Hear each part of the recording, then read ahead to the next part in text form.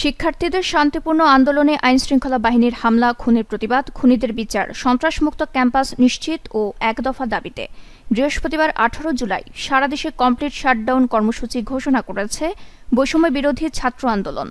বুধবার 17 জুলাই রাত 8টার দিকে বৈষম্য বিরোধী ছাত্র আন্দোলনের ফেসবুক পেজে এই ঘোষণা দেওয়া হয়।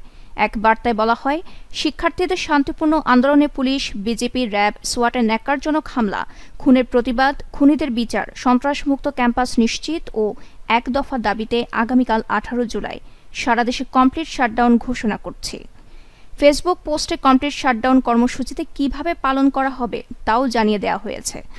বলা হয়েছে, শুধুমাত্র হাসপাতাল ও জরুরি সেবা ব্যতীত কোনো প্রতিষ্ঠানের দরজা খুলবে না। অ্যাম্বুলেন্স ব্যতীত সড়কে কোনো গাড়ি চলবে না। সারা দেশের প্রতিটি স্কুল, কলেজ, বিশ্ববিদ্যালয়, প্রাইভেট বিশ্ববিদ্যালয়, মাদ্রাসা শিক্ষার্থীদের এই কর্মসূচি সফল করার আহ্বান জানানো হয়।